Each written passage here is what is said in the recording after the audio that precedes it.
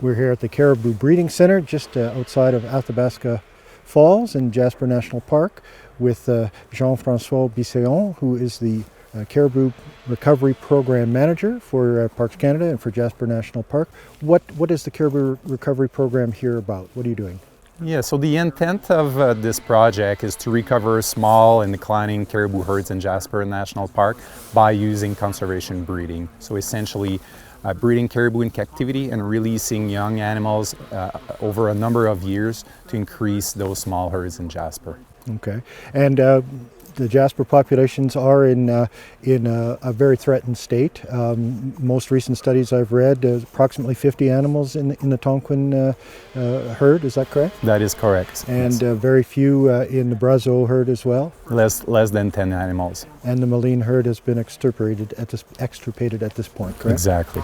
Right. So, what are the goals of the project in terms of numbers? Yeah, in terms of numbers, so essentially we need to go back to the recovery strategy. What is the recovery strategy is our guiding document. So we're trying to achieve self-sustaining populations in Jasper. So what does it mean in terms of numbers?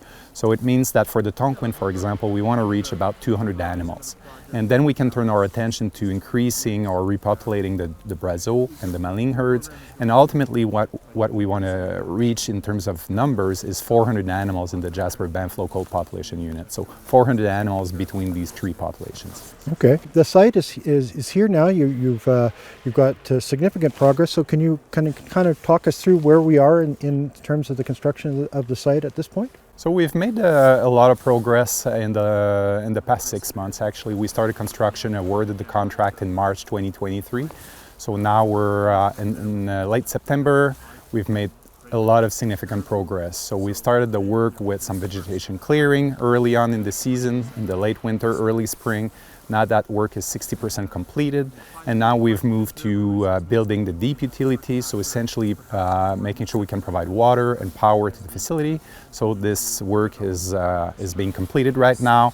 And we also have the foundations and the slab for the buildings completed, and the walls are up right now. So we're really moving nicely towards, putting the trusses and completing the envelope of the buildings in the next few weeks. So a lot of progress. Yes, definitely been a lot of progress, a lot of fast progress for a government project. This is very fast. They have water.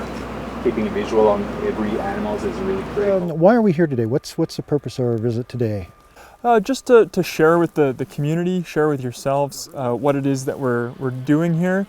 So the Caribou Recovery Program has been an initiative that Jasper National Park has been working on for a number of years, and we're lucky right now to be able to take the next very important step in the program of actually building a facility that will serve as the tool for breeding caribou in Jasper National Park. Right, and give us a little status update. So when did construction start? Where are we now with the project?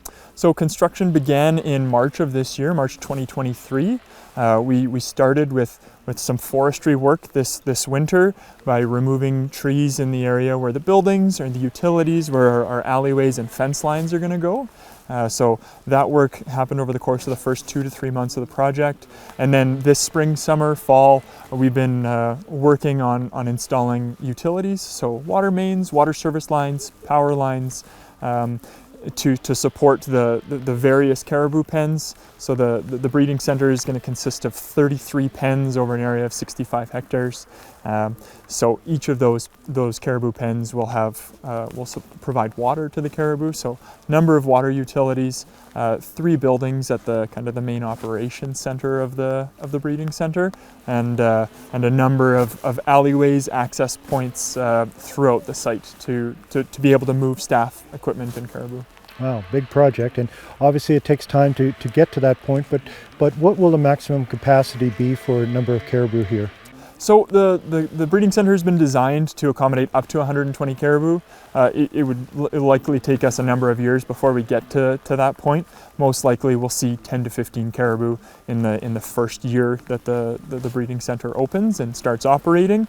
But after the first season of calving, we have a new batch of caribou calves. then those caribou calves continue to grow in the breeding center, and then they're what we refer to as yearlings. When they're about 10 to 14 months, just before they release, we'll have another batch of calves from the next year of breeding. And so as we continue to bring more animals into the facility and the caribou continue to breed, we could have upwards of 120 caribou in here. So this is the administration building, is what we refer to it as. It's kind of like the nerve center for the facility, the breeding center. So there's some office space. We've got right here, we're looking at the kitchen.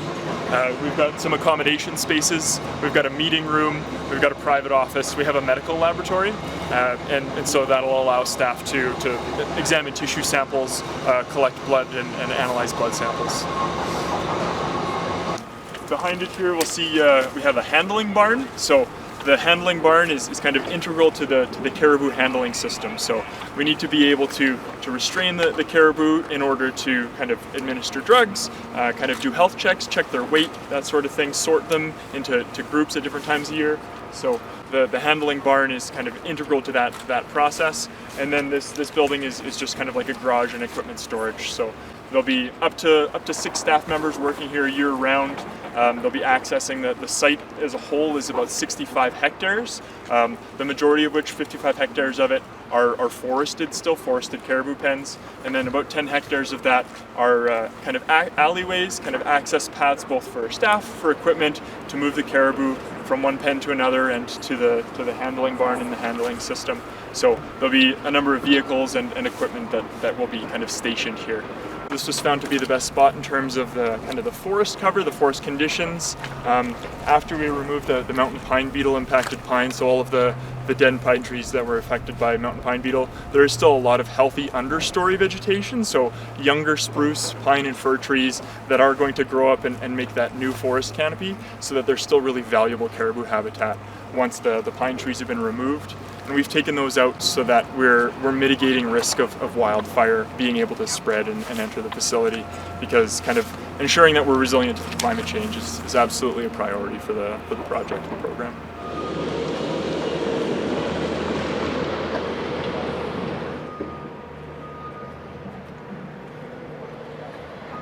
Kind of do a health check, weigh the caribou, and then they would move back outside, or they could be moved to a treatment room if you need to do a procedure. The forest that you're looking at behind me here, this is a couple different caribou pens, but kind of just wanted to talk a little bit about what guided the treatments for how we've managed the forestry work on the project. So one of the really guiding design philosophies for the breeding center were to keep the pens where the caribou are going to live and breed as wild as possible, because we want the habitat to match as closely as it can to the habitat that they're going to live in once they're released.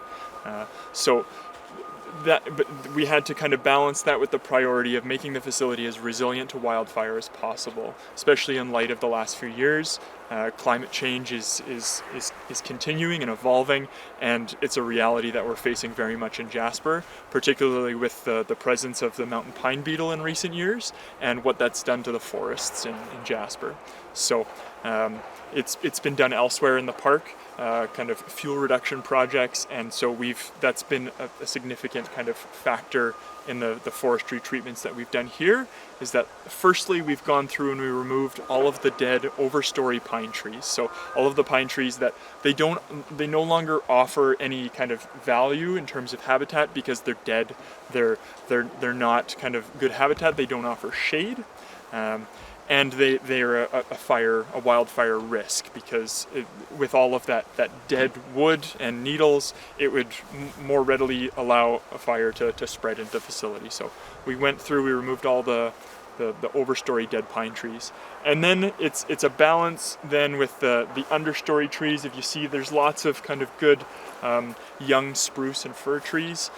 Those are going to be really valuable to the caribou for shade and for horizontal cover. So caribou can hide from one another and protect themselves from the sun in the summertime, since they're going to be kind of within the pens. So that's why we took kind of great care in developing prescriptions for what vegetation, what trees do we remove, what trees do we keep, to balance those priorities of protecting the site from wildfire, but also keeping it as wild as possible.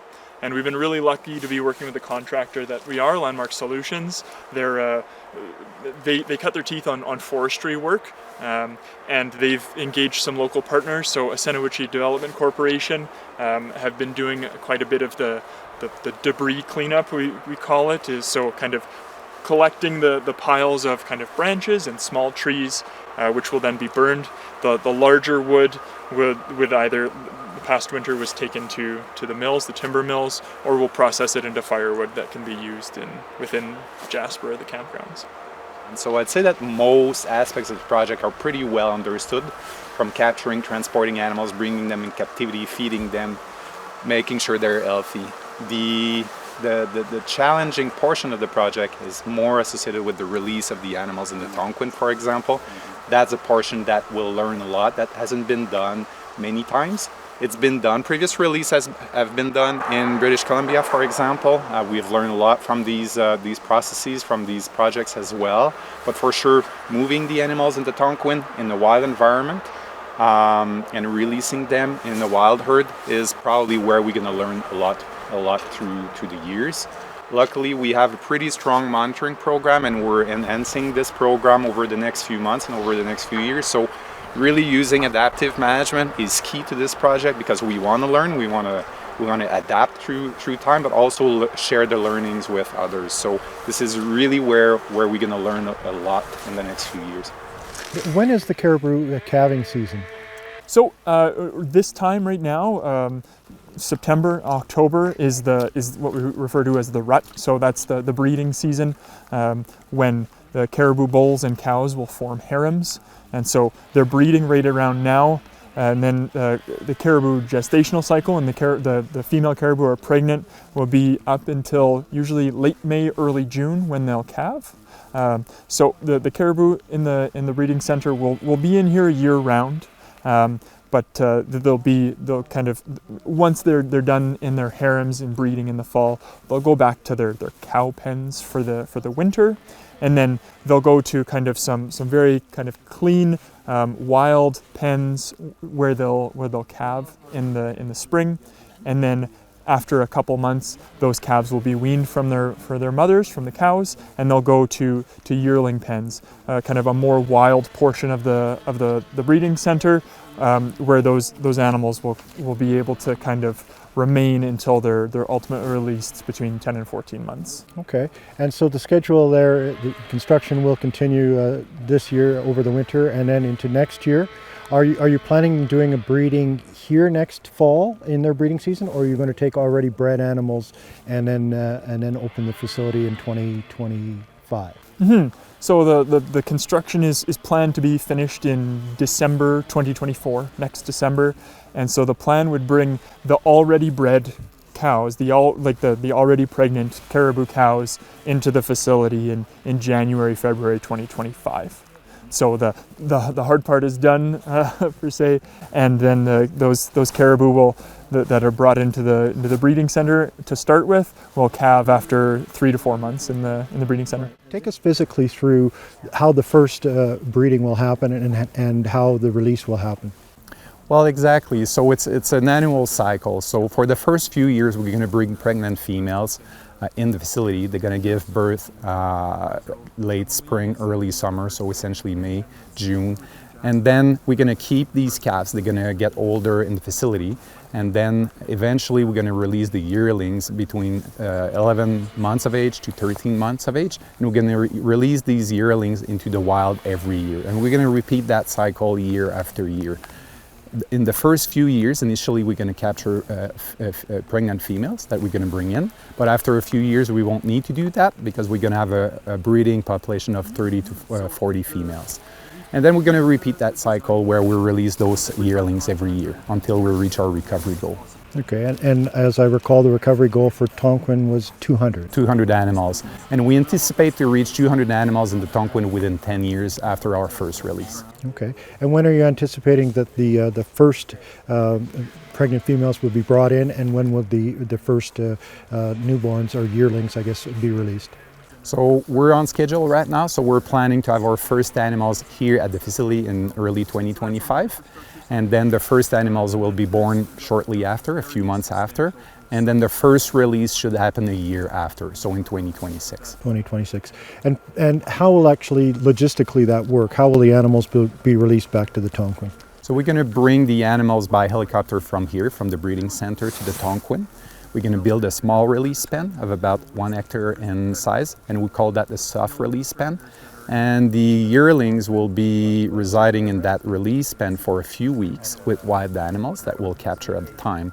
And after a few weeks, when we transition them from pelleted feed to natural feed, we'll open the gate and we'll let them go, and they'll meet up with other caribou, wild caribou in the Tonquin. Sort of a way of acclimatizing them to both their new herd and their new surroundings. Exactly. Right. Yeah. What difficulties do you anticipate in the process? Well, there's a lot of lessons learned from other projects along the way. We've worked with partners from Alaska to Finland, from British Columbia, Alberta. We've learned a lot. The area where we have most to learn is about the release. So the transition from the breeding center to the wild and the release pen. This is where we're going to learn a lot. We're going to collar all the animals that we'll release. We're going to monitor them, and we're actually improving or increasing our monitoring activities so we can learn and adapt along the way. So we're confident that this approach will be successful. But that being said, we're putting in place a solid monitoring plan so we can learn and adapt along the way. Right. Now, I had a conversation with someone recently, and they said, gee, it sounds like a zoo. And I said, no, it's nothing to do with being like a zoo. Can you take us through the process of once a pregnant female gives birth, how is that calf taken? I mean, you've already talked about the release part, but how is it taken up to the release part? Yeah, so the facility is divided essentially in 2 sections. So there's the section where the breeders and the males will be located. I would qualify that section of the facility as more hands-on. But as soon as a calf is being born and weaned, we're going to move that animal away in pens that are specially designed to be as wild as possible and as much away as possible from any disturbance from the facility. The intent is really to keep these yearlings as wild as possible prior release. And away from disturbance, away from noise, and again, making sure they're able to navigate their wild environment once they're released. So that's the intent. Right, and so I understand from our previous conversation that the calves will be fed a pellet type feed, and then eventually you wean them off into natural grasses and to their favorite treat of all, lichen. Exactly, that correct? Exactly. So we'll need to make sure we transition them toward natural food, lichen being one of their favorite food, and we'll do that when we bring them back in the wild using the soft release technique. Right. Now, there's been a great deal of public interest in this program. It is, I understand, going to be the largest such program in Canada. Is that correct? Yeah, that is correct. So many parts, like I said earlier, many parts of the similar projects have been done. We can look at maternity pennings in British Columbia, for example, or in Quebec. Caribou have been bred in captivity in zoos or in other places like the Large Animal Research Station in Alaska. But there is no such dedicated captive breeding facility or center for specifically dedicated to caribou in Canada. So it's one of its kind. How can the public be involved in this process? Because we're talking to you from Valemount, and a lot of people are excited about this project, and I've talked to a lot of people here in Jasper and other places, and they are excited. How can the public stay involved or stay informed or be a part of the process? They want to be hands-on. I know, but they can't. Yeah, I'd say the best thing that people can do right now is just kind of get informed on what we're doing. There's a number of different kind of social media and communication tools that Jasper is now using to talk about the program. The Jasper National Park website has a lot of information about the various different initiatives that are part of the Caribou Recovery Program, like the science and monitoring plan, the construction, the kind of the consultations and the engagement with public and with the Indigenous partners. So Facebook, Twitter, the Jasper website, you can subscribe to the Caribou newsletter. There's a Caribou email address if people do have specific questions that they can reach out to find more information about the program. That's kind of the best opportunity to learn more about the program right now. The public can really help by respecting wildlife in the park as well. And it's a sensitive species, so if people are going to Tonquin Valley and they are lucky enough to see caribou, we're asking people to stay away from caribou, to observe them from far away. Obviously, they can take pictures, they're beautiful animals, but we're really asking the public to minimize disturbance as much as possible. Respect the winter closure, for example. That's another great way to make sure these animals stay healthy. Great. And last time when we spoke in April, I said, will there be a birthing camera or some way for people to go online like they do with eagles' nests and other things to keep track? Have you done any more thought about that? Well, this is certainly something we're considering, and we're looking with to set up a camera like that with a partner. So we're interested in that. So more to come. We are here today. We've been given an opportunity to come and harvest. Right now, currently, there's a construction of the facility, and the opportunity was given to partner nations to have that capability to come out and harvest, prior to everything getting cut down. So that is why we came out here today. Another reason is I just want to thank Parks for allowing us to work in collaboration with them in the development of this treatment and this facility for the reproduction of this herd. It's a significant thing for us as First Nations, and for the parks to have that openness and that willingness to work with First Nations in the development of this facility is an amazing thing, right? Yeah. I think initially 2019 in the fall, Parks reached out to partner communities that wanted involvement, and we were invited to come into Jasper, and we were kind of given a briefing on some of the recovery work that would take place in the herd that was getting impacted. So we had the initial meeting in October, November of 2019, and we came to look at the site that they chose to see if it would support, some of the work. And I believe, a lot of the partner communities that currently have on their land bases and land use areas caribou and are currently doing recovery work at their own measure. I think it was great to have that involvement, because right now, with that inclusion and having First Nations involvement, it's really a collaboration. Having Indigenous inherent knowledge along with the scientific knowledge that we were brought forth with. Why do you feel it's important to be involved with this restoration project? Future generations. There's a lot of traditional inherent knowledge that needs to be passed down, and this is an opportunity for us to continue in that direction. If there's any way that we can help, we're more than willing to participate. And like I said, with Jasper allowing us this opportunity to collaborate with him, it's a step in the right direction, I believe. There should be more initiatives like this for First Nations to be involved. And we're slowly moving in that direction, and it's wonderful to see these initiatives taking place, right? Not that long ago we weren't allowed at the table. Now we're allowed our insights, our knowledge. And it's existed in this land, our way of life, since time immemorial. And I feel this is the proper step in rehabilitating this herd that is on the verge of not existing anymore, right? And I that's all I want is for my children, their grandkids, to be able to practice these traditional methods of living, harvesting, processing. There's not only food, clothing, but there's medicinal aspects in this animal that is significant to us as First Nations. What does it mean to you as an elder to see this project going forward? Oh, I'm happy about it. I try to help a lot my niece here. Tell them whatever I know for a long time ago, like stories. I go up to my grandma and everybody. My dad is born here. Jasper. My dad, my grandma all his life lived there until they get kicked out.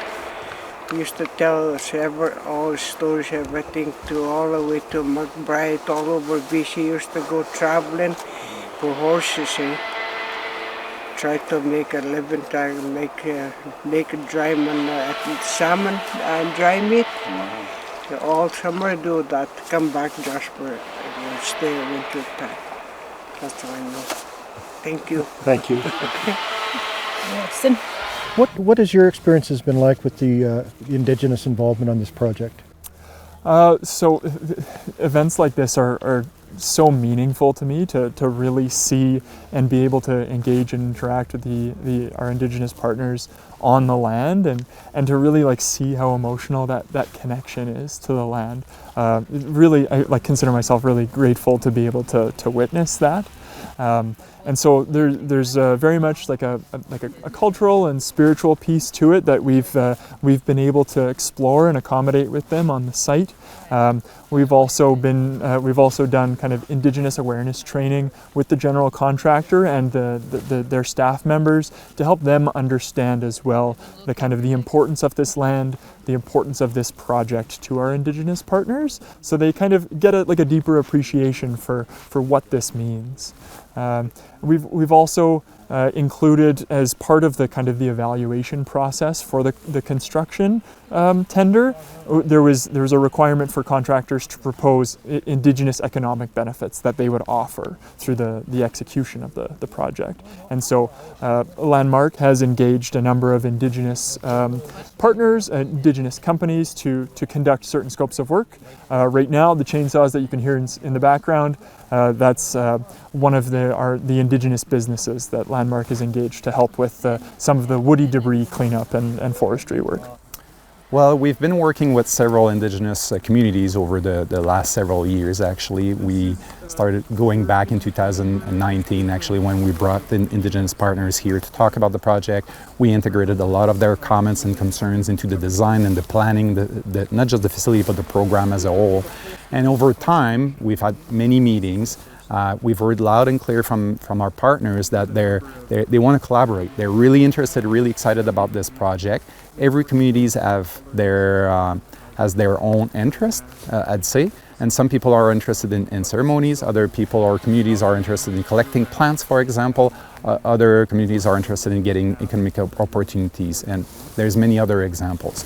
So through time, we've worked these comments or concerns into the planning and into the implementation of this project. And today is a good example, actually. We've invited Indigenous partners to come to the site and collect medicinal plants. So that's one example. A few months back, we've invited some of the partners to join us to do some field work to install wildlife cameras, for example, to help us monitor wildlife into the park. And so there's multiple examples of concrete examples or activities that we're doing with Indigenous partners to make sure that we can collaborate. And it goes a long way in create that partnership and a relationship in the long term and building that trust. Well, science and spirituality go hand in hand, I believe. It's the direction that Jasper National Park is moving in is wonderful because it's allowing us inclusion where we're dealing with government, and that's, I believe, a first for a lot of First Nations. It's allowing us a platform to speak from, to voice our concerns over our teachings, which are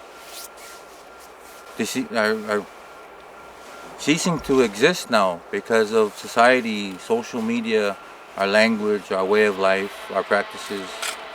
Jasper National Park is allowing us to revisit that way of life which a lot of us were raised with. What does it mean to you to see it being constructed and going? It's so exciting to finally be here. 5 years is not as much as some of my colleagues, but 5 years of planning, it's really exciting to kind of see shovels in the ground and kind of the work actually getting started. I consider myself really kind of grateful, lucky to be able to work on a project like this, to be involved in what I consider to be like a really important initiative, not just for Parks Canada, but for Canada as a whole. Kind of changing the landscape, bringing caribou back to Jasper.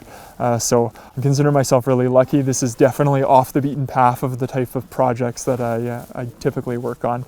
So Right, and a lot of care has gone into it. I can see in terms of the design, in terms of respecting the environment, respecting the Indigenous people, perhaps correcting some of the mistakes that were made in the past, and no blame there, but it was a different mindset in terms of controlling the ecosystems back in the day, and maybe we're just tilting it the other way for a while. yeah, absolutely. And I find to be doing a lot more listening than talking when we're in those settings, to understand kind of what is the value and the importance and the connection of the land and what it is that we're doing to Indigenous culture and Indigenous people, so that we have kind of a better understanding of why it's important to them. Right. How does it feel for you now to see it coming to fruition?